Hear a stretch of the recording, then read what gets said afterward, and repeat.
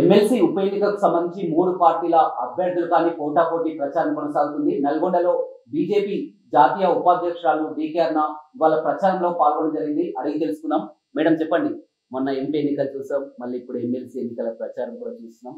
ఎలా ఉండబోతుంది అనుకుంటారు ఎమ్మెల్సీ? ఎమ్మెల్సీ ఎలక్షన్ మా అభ్యర్థికి అవకాశాలు ఎక్కువ ఉన్నాయి అనుకుంటున్నాను. ఎందుకంటే కంపేర్ చేస్తే ఇతర అభ్యర్థులతో కంపేర్ చేస్తే ప్రేమేందర్ రెడ్డి గారికి మంచి అవకాశం ఉంటుంది, యాజ్ ఎ క్యాండిడేట్ కానివ్వండి, యాజ్ ఎ పార్టీ కూడా కానివ్వండి. బట్ ఇక్కడ ఉన్నటువంటి ఈ 3 ఉమ్మడి జిల్లాలు ఖమ్మం కానీ, వరంగల్ కానీ, నల్గొండ కానీ, ఇంతకుముందు ఇక్కడ బీఆర్ఎస్ ఎమ్మెల్సీ ఉన్నాడు, లాస్ట్ టైం ఎలక్ట్ అయినాడు. దీనికి ఆయన ఇప్పుడు ఎమ్మెల్యే కావడం వల్ల రిజర్వేషన్ చేసినాడు, ఉప ఎన్నిక వచ్చింది. ఇప్పుడు వేరే క్యాండిడేట్లను చూసుకుంటే కూడా అందరూ కూడా ఇక్కడ నుంచి పోయిన వాళ్ళే, వాళ్ళంతా కూడా బీజేపీలోకి వచ్చి మళ్ళీ అటు పోయిన వాళ్ళే ఉన్నారు. బీజేపీలో ఉండి బీఆర్ఎస్లో పోయినారు ఒక candidate, BRS candidate. Congress candidate కూడా బీజేపీలోకి వచ్చి మళ్ళీ ఇప్పుడు కాంగ్రెస్లోకి పోయినారు. సో ప్రేమేందర్ రెడ్డి గారు అనుభవం ఉన్నటువంటి నాయకుడు, ఒక స్థిరంగా ఉన్నటువంటి నాయకుడు. అంటే వీళ్ళందరి పక్షాన డిస్కషన్స్లో కానివ్వండి, డిబేట్స్లో కానివ్వండి, ఈ ఇష్యూస్ పైన అనేకమైనటువంటి సార్లు అనేక రకాలుగా అవగాహన ఉన్నటువంటి వ్యక్తి కూడా. సో రేపు ఇటువంటి వ్యక్తులు మండలికి ఎన్నికవుతే ఒక వాయిస్ అంటూ వీళ్ళ వాయిస్ని వాళ్ళు మండలిలో వినిపించగలిగేటటువంటి అవకాశం వారికి ఇచ్చినట్టు అవుతుంది. గతంలో ప్రేమేందర్ రెడ్డి కూడా కాంటెస్ట్ చేయడం జరిగింది, చూడడం జరిగింది. ఎక్కడ కూడా పోటీ ఇవ్వలేకపోయారు. గతంలో ఎవరైతే ఉన్నారో ఇప్పుడు పోటీ చేసిన అభ్యర్థి కూడా ఇండిపెండెంట్ గా పోటీ చేయడం జరిగింది. ఈసారి ఎలా ఉండబోతున్నారు? అప్పుడు అందరూ కూడా రూలింగ్ పార్టీ అనగానే రూలింగ్ పార్టీలోకి పోవాలి, రూలింగ్ పార్టీకి ఓటు వేయాలా, రూలింగ్ పార్టీలో ఉంటే మా మీద పనులు అయితే అనేటువంటి ఒక అభిప్రాయంతో ఉన్నారు. ఆ రోజు వన్ వేగా బీఆర్ఎస్ పార్టీలో ఆ రోజు కేసీఆర్ ఫ్యామిలీ రూల్ జరిగిన నేపథ్యంలో ఎవరు గెలిచిన, ఏ ఎలక్షన్ గెలిచినా రూలింగ్ పార్టీకే ఓటేయాలనేటటువంటి ఒక ట్రెండ్ నడిచింది ఆ 10 ఏళ్ళు కూడా. సో ఆ ట్రెండ్ నడిచినందువల్లనే పూర్తిగా వన్ సైడ్ ఎలక్షన్స్ చేసుకోవడం వల్ల కూడా పరిపాలన కూడా వన్ సైడ్ అయిపోయింది, ఒక ఫ్యామిలీ రూల్ అయిపోయింది. ప్రజలు ఎవరు కూడా వాళ్ళ యొక్క అభిప్రాయాలు వినిపించే పరిస్థితి లేదు, వాళ్ళ ఇబ్బందులు చెప్పుకునే పరిస్థితి లేదు, వాళ్ళ సమస్యల పరిష్కారం కోసం అడిగే పరిస్థితి లేదు. ఎంత చాలా దుర్భరమైనటువంటి పరిస్థితులను చూసినాం మనం. సో అది చూసుకొని ఇప్పుడైనా మనం కనీసం మేల్కోవాల్సినటువంటి అవసరం ఉంది. ఒక ప్రధాన ప్రతిపక్షంగా ఇవాళ భారతీయ జనతా పార్టీ ఇక్కడ ప్రజల పక్షాన అసెంబ్లీలో పోరాటం చేసే అవకాశం ప్రజలు ఇచ్చింది. 8 సీట్లలో 8 మంది ఎమ్మెల్యేలు గెలిచారు. ఈరోజు ప్రజల పక్షాన గట్టిగా గొంతు వినిపించే అవకాశం ఈరోజు అసెంబ్లీలో భారతీయ జనతా పార్టీకి వచ్చింది. ఈరోజు కాంగ్రెస్ పార్టీ అధికారంలోకి వచ్చిన ప్రశ్నించే గొంతుక ఇవాళ అసెంబ్లీలో ఉంది. అదేవిధంగా శాసన మండలిలో కూడా మండలిలో కూడా ప్రశ్నించే గొంతుక ఉండాల్సినటువంటి అవసరం ఉంది. అనేకమైనటువంటి ఇష్యూస్ ఉన్నాయి. విద్యార్థుల ఇష్యూసే కావచ్చు, అన్ఎంప్లాయిడే కావచ్చు, కాంట్రాక్ట్ ఎంప్లాయీసే కావచ్చు, అదేవిధంగా టీచర్సే కావచ్చు, ఎంప్లాయీసే కావచ్చు, చాలా ప్రామిసెస్ చేసిండ్రు. ఇప్పుడు ఉన్నటువంటి ముఖ్యమంత్రి ఎలక్షన్లకు ముందు హామీలు, అనేకమైనటువంటి హామీలు గుప్పించిండ్రు. అవేవి కూడా ఈరోజు ఇప్పటిదాకా ఇంప్లిమెంటేషన్లోకి రాలేదు. కనీసం వాటి ఆ ఇచ్చిన హామీల పట్ల ఒక రివ్యూ కూడా లేదు. ఇప్పటిదాకా వాటిని ఏ విధంగా చేస్తాం? నిరుద్యోగ వృత్తి అన్నారు, 4,000 రూపాయలు నిరుద్యోగ వృత్తి అన్నారు. 4,000 రూపాయలు నిరుద్యోగ వృత్తి అన్నారు, 5 నెలలు అయిపోయింది. ఇప్పటిదాకా అవును ఈ రాష్ట్రంలో అర్హులైనటువంటి నిరుద్యోగులు ఎంతమంది ఉన్నారని ఇప్పటిదాకా దాని మీద ఎలాంటి ఒక రివ్యూ, సమీక్ష లేదు, నంబర్ లేదు. కేవలం ఎలక్షన్లప్పుడు మాట ఇచ్చిండ్రు. పూర్తిగా ఇది డిఫరెంట్ ఎన్నికని చెప్పవచ్చు. ఎందుకంటే స్థానిక సంస్థలు ఎన్నికలు చూస్తాం, పూర్తిగా గ్రాడ్యుయేట్ ఓటర్స్ మొత్తం 4,63,000 ఓటర్లు, 3 ఉమ్మడి జిల్లాలు, 13 జిల్లాలు, 36 నియోజకవర్గాలు మొత్తం చూస్తే గ్రాడ్యుయేట్ ఓటర్లు మోదీ వైపు ఉంటారనుకుంటున్నారా? ఎలా ఉండబోతున్నారు? ఇప్పుడు మోదీ గారి పైన తప్పకుండా వారి నాయకత్వం పైన ఖచ్చితంగా విశ్వాసం ఉంది. ఇప్పుడు పార్లమెంట్లో మొన్న పెద్ద ఎత్తున అన్ని చోట్ల భారీ ఎత్తున భాజపాకి పోలింగ్ అయింది, పెద్ద ఎత్తున సీట్లు గెలవబోతున్నాం, ఆల్మోస్ట్ 10 నుంచి 12 స్థానాలు గెలుస్తామనే విశ్వాసం మాకుంది. సో ఈ ఎన్నిక మోదీ గారి నాయకత్వం, భారతీయ జనతా పార్టీ అభ్యర్థి ప్రేమేందర్ రెడ్డి గారు. సో ఒక డిసిప్లిన్ అయినటువంటి నాయకుడు, కార్యకర్త ప్రేమేందర్ రెడ్డి గారు. సో పార్టీ కూడా ప్రజల పక్షాన ఉండి ప్రజల యొక్క సమస్యల పైన ఎప్పటికప్పుడు గతంలో కూడా బీఆర్ఎస్ మీద పోరాటం చేసినటువంటి party Bharatiya Janata party. So ఈ ఎన్నికల్లో ఇది డిఫరెంట్ ఎన్నిక కాబట్టి ఈ 3 జిల్లాలో, ఉమ్మడి జిల్లాలో గ్రాడ్యుయేట్స్ ఓటేసినటువంటి ఎన్నిక, విద్యావంతులు ఓటేసినటువంటి ఎన్నిక. కాబట్టి విద్యావంతులందరూ కూడా చాలా ఆలోచించి ఓటు వేయవలసినటువంటి ఎన్నిక. అభ్యర్థుల గురించి కూడా, ఒక్కొక్క అభ్యర్థి గురించి కూడా వాళ్ళు ఆలోచన చేయవలసినటువంటి ఎన్నిక. అన్ని రకాలుగా ఆలోచన చేస్తే ఎవరికి ఓటు వేయాలని నిర్ణయించే హక్కు డెఫినెట్గా పట్టభద్రులైనటువంటి ఓటర్లకే ఉంటుంది. బట్ వారందరినీ నేను కోరుతా ఉన్నా, ఈరోజు ఈ రాష్ట్రంలో ఒక మంచి అంటే మంచి పోరాటం, వాళ్ళ పక్షాన ఒక కమిటెడ్ పోరాటం చేయగలిగినటువంటి ఒక వ్యక్తి శాసన మండలిలో ఉండాలంటే ప్రేమేందర్ రెడ్డి గారు దానికి 100% సూట్ అయ్యేటటువంటి వ్యక్తి. ఇప్పటికీ ఉపాధ్యాయ ఎమ్మెల్సీగా ఏవిఎన్ రెడ్డి గారు ఉన్నారు, ఆయన ఒక విద్యావేత్త. మరి ఇప్పుడు ప్రేమేందర్ రెడ్డి గారు కూడా అనుభవజ్ఞుడు, ఈ ప్రాంతంలో ఎన్నో ఏళ్లుగా సరే రాజకీయాల్లో ప్రయత్నం చేస్తూనే ఉన్నాడు, పోటీ చేశాడు గతంలో కూడా. మరి రూలింగ్ పార్టీ అనే పాప నిలబడ్డప్పుడు అంతా రూలింగ్ పార్టీకి ఓట్లు వేస్తూ పోయారు. సో ఈరోజు మళ్ళీ కాంగ్రెస్ రూలింగ్ పార్టీకి ఓటు వేస్తే నష్టపోయేది మొత్తం గ్రాడ్యుయేట్స్. కాంగ్రెస్ పదే చెప్తుంది, బీఆర్ఎస్ 10 ఏళ్ళ అధికారంలో మేము 2 లక్షల ఉద్యోగాలు ఇచ్చామని, అదేవిధంగా కాంగ్రెస్ అభ్యర్థి మేము వచ్చినప్పుడు 30,000 ఉద్యోగాలు కల్పించామని కూడా చెప్తున్నటువంటి. అది ఇద్దరు చెప్తున్నమాట, 2 పచ్చాబద్దాలు మనకు తెలుసు. వీళ్ళు వచ్చి 30,000 ఇచ్చింది లేదు, వాళ్ళు 2 లక్షలు ఇచ్చింది లేదు, అదంతా అబద్ధాల మాటలే. అబద్ధాల మాటలు మాట్లాడుతున్నారు. నిజంగా అంత ఉండుంటే ఈరోజు ఎంప్లాయీస్ అంతా ఇప్పుడు మనం చూసినాం, గ్రూప్ 2 ఎలా ఎగ్జామ్స్ ఏ విధంగా ఎన్నిసార్లు పోస్ట్పోన్ అయినా, ఎంత ఇబ్బందులు పడ్డారో పిల్లలు ప్రిపేర్ అయిపోయినటువంటి విషయంలో. ఇప్పటిదాకా ఈ రాష్ట్ర ప్రభుత్వం వచ్చినా కూడా ఇప్పటిదాకా దాని మీద చేసింది ఏమీ లేదు, మాటలతోనే టైం గడిపేస్తూ ఉన్నారు. సో దాంట్లో కూడా ఈరోజు ఆర్టీసీని కూడా విలీనం చేస్తామన్నారు ప్రభుత్వంలో, ఇప్పటిదాకా విలీనం చేసింది లేదు. ఆర్టీసీని కూడా రాష్ట్ర ప్రభుత్వం గవర్నమెంట్లో విలీనం చేస్తామని చెప్పారు, దాని పట్ల ఇప్పటిదాకా ఎలాంటి చర్యలు చేసినట్టు మనకైతే కనిపిస్తలేవు. సో ఇవన్నీ కేవలం మాటలు మాట్లాడుతున్నారు, చెప్తున్నారు తప్పితే ప్రాక్టికల్గా ఇంప్లిమెంటేషన్ అనేది ఎక్కడ జరుగుతలేదు. కేవలం ఇవి కాగితాల మీద రాతలకే పరిమితం అవుతున్నాయి.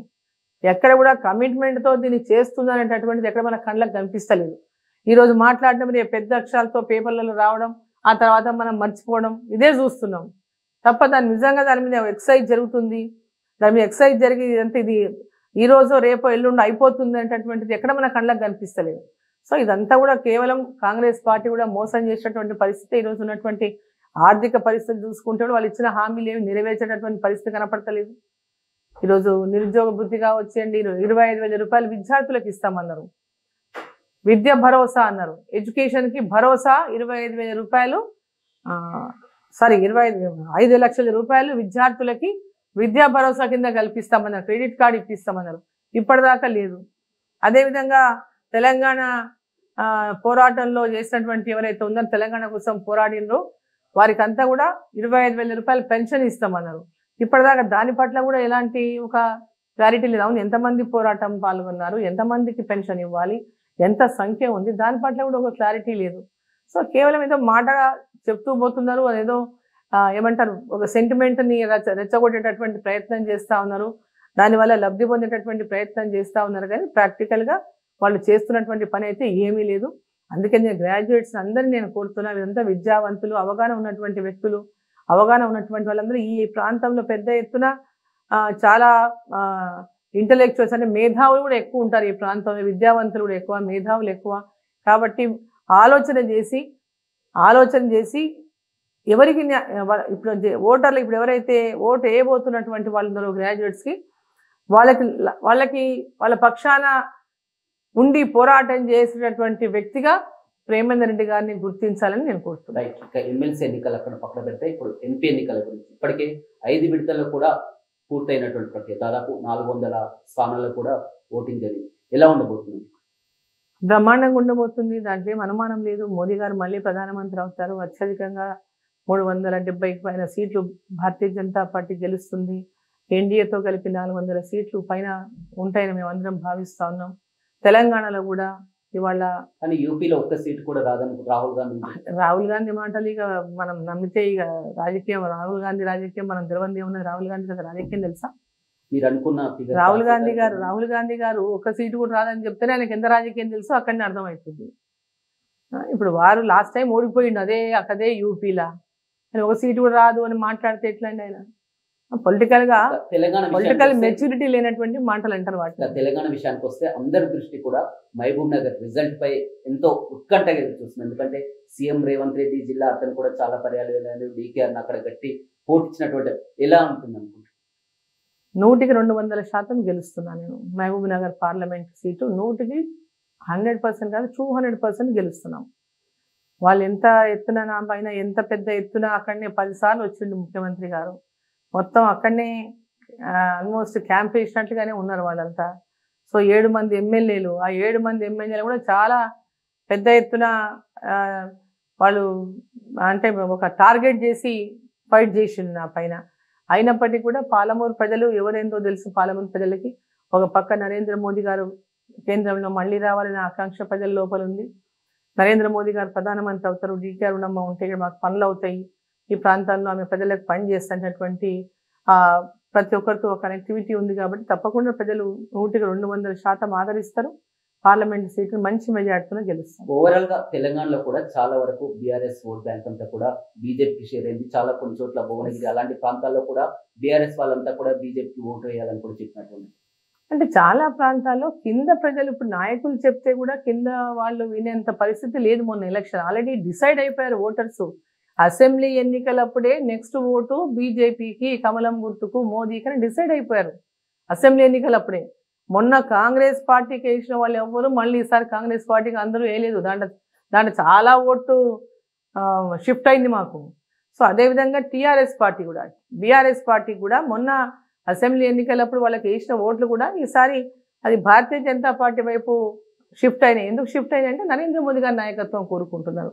ఇక్కడ కాంగ్రెస్ పార్టీ ఏదైతే క్యాండిడేట్లు కానీ లేదా అధికారంలో ఉన్నటువంటి పార్టీ కానీ ఆ పార్టీకి మొన్ననే ఓటు వేసినాము, మేము మళ్ళీ ఈ ఓటు మోదీ కోసము, ఈ ఓటు రాష్ట్రం కోసం కాదనేది ప్రజల లోపలికి వెళ్ళిపోయింది. ఇప్పుడు వీళ్ళు ఎవరు ఏమి భావించినా ప్రజలు ఏ విధంగా ఉంటే వాళ్ళు ఎంబడి పోవాల్సిన పరిస్థితి వచ్చింది మనందరికి కూడా. సో కాబట్టి ఇవాళ కాంగ్రెస్ పార్టీ ఓటు కానీ బీఆర్ఎస్ పార్టీ ఓటు కానీ 2 ఓట్లు షిఫ్ట్ అయ్యాయి భారతీయ జనతా పార్టీ చేస్తున్నటువంటి ప్రచారం మాత్రం కవిత బెయిల్ కోసం ఈ విధంగా మ్యాచ్ ఫిక్స్ అయ్యారని కూడా కాంగ్రెస్. ఇంకా వాళ్ళకి అది వాళ్ళకి ప్రచారంతోనే బతికేస్తున్నారు కదా. ఎన్నికల ముందు బీఆర్ఎస్ బీజేపీ ఒకటిని బతికేసిండ్రు, 6 గ్యారెంటీలని బతికేసిండ్రు. ఇప్పుడు మళ్ళా ఈ పార్లమెంట్లో గెలవాలంటే మళ్ళీ కవిత పేరు చెప్పుకొని మళ్ళీ బతకాలని ప్రయత్నం చేస్తున్నారు.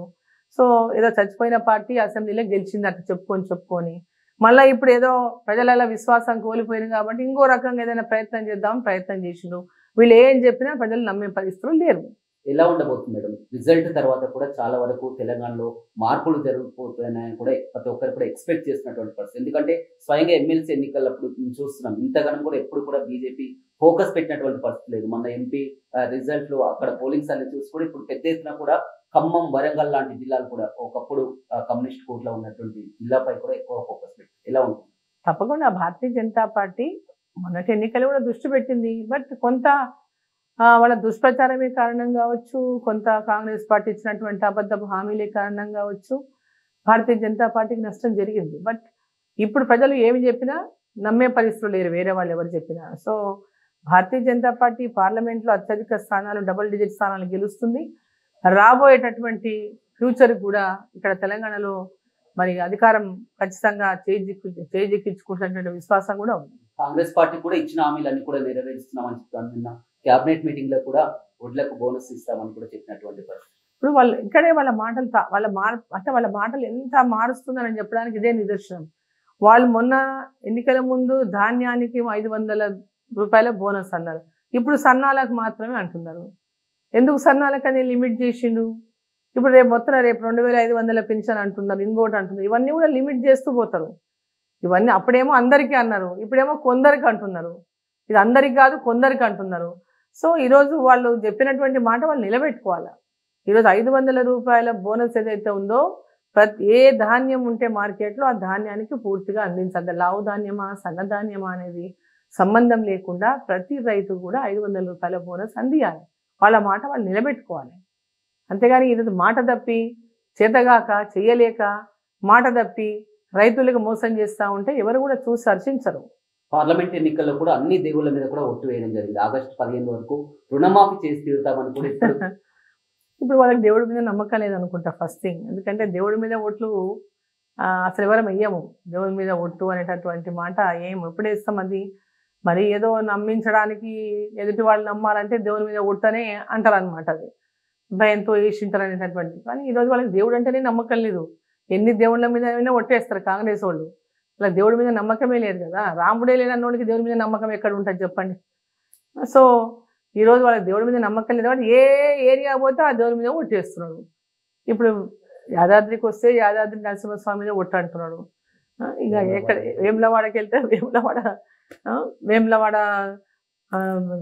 మన ఈశ్వరుడు వేములవాడ టెంపుల్ మీద అక్కడ దొంగ ప్రమాణం చేస్తుంది ఎక్కడికి వెళ్తే అక్కడ మా దగ్గరికి వెళ్తే జోగులాంబ ప్రమాణం అంటాడు లేకపోతే ఇంకో చోటకి వెళ్తే ఇంకో ప్రమాణం అంటాడు అంటే ఎక్కడికి వెళ్తే అక్కడ ఆ దేవుళ్ళ మీద ప్రమాణాలు చేసి అబద్ధాలు చెప్పి టైంపాస్ చేసిందే తప్ప వాళ్ళకు అసలు వాళ్ళు చెప్పిన మాట మీద వాళ్ళకి నమ్మకం లేదు నమ్మించడానికి దేవుని మీద ఒట్టేసిండు వాళ్ళు ప్రజలని నమ్మించడానికి దేవుని మీద ఒట్టేసింది మాత్రమే ఈ రిజల్ట్ అనేది సీఎం రేవంత్ రెడ్డి కూడా పెద్ద టాస్క్ అని చెప్పాలి ఎందుకంటే సొంత జిల్లా మహబూబ్ నగర్ మరోవైపు సిట్టింగ్ ఎంపీ స్థానం మల్కజ్గిరి ఇలాంటి ఎలా ఉంటుంది మేడం మల్కజ్గిరి కానీ సికింద్రాబాద్ చేవెళ్ళ 2 కానీ 3 కానీ మల్కాజ్గిరి కానీ చేవెళ్ళ కానీ మహబూబ్ నగర్ కానీ 3 కూడా బీజేపీ కైవసం చేసుకుంటుంది మేము చెప్పినా కదా డబుల్ డిజిట్స్ కూడా తెలంగాణలో పూర్తిగా డబుల్ డిజిట్ సాధిస్తాము ఈ 3 కొత్త సీట్లు మల్కాజ్గిరి కానీ చెవెళ్ళ కానీ మహబూబ్ నగర్ కానీ ఈ 3 కూడా ఖచ్చితంగా భారతీయ జనతా పార్టీ గెలుస్తుంది ఎలాంటి అనుమానం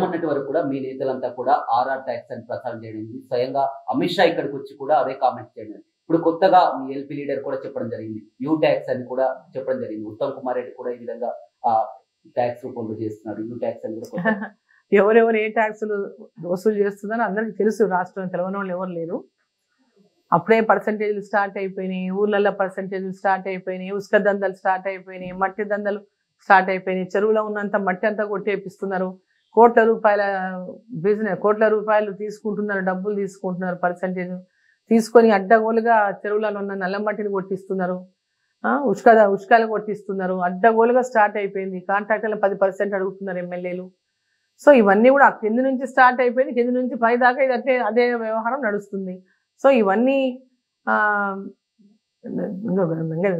స్టార్టింగ్లోనే ఇంత ఉన్నారు వీళ్ళు ఇక ముందు ఎంత పోతారో తెలియదు ఇవన్నీ ఏవి దాగవు కదా అవన్నీ దాగేటివి కావు ఏ ట్యాక్సులు వసూలు చేస్తే ఆ ట్యాక్సులు ఇంతకుముందు చేసిన వాళ్ళకి ఏం గుణపాఠం చెప్పినో వీళ్ళకి అంతకంటే ఎక్కువ గుణపాఠం చెప్తారు దాంట్లో ఏం డౌట్ లేదు ఖచ్చితంగా తెలంగాణలో కానీ అదేవిధంగా దేశవ్యాప్తంగా కానీ మీరు అనుకున్నటువంటి టార్గెట్ అయితే రీచ్ అవుతారు 100% కాన్ఫిడెంట్ 100% రైట్ చూడొచ్చు డికే అన్న గారు చాలా కాన్ఫిడెంట్ గా చెప్తున్నారు ఖచ్చితంగా ప్రజలంతా కూడా ఈ విధంగా చూసారు గతంలో కాంగ్రెస్ ఇచ్చినటువంటి హామీలు కూడా ఏది నెరవేర్చలేదు అదేవిధంగా పూర్తి స్థాయిలో ఇప్పుడు జరగబోయేటటువంటి ఎమ్మెల్సీ ఎన్నికల్లో కూడా ఖచ్చితంగా బీజేపీ పార్టీ విజయం సాధిస్తుందన్న ధీమా కూడా డికే అన్న వ్యక్తం చేసినటువంటి పరిస్థితి కనపడుతుంది ఓవర్ టు స్టూడియో మరిన్ని వీడియోస్ కోసం ఛానల్ ని సబ్స్క్రైబ్ చేయండి లేటెస్ట్ అప్డేట్స్ కోసం వాట్సాప్ ఛానల్ ని ఫాలో చేయండి అండ్ లింక్ డిస్క్రిప్షన్ లో ఉంది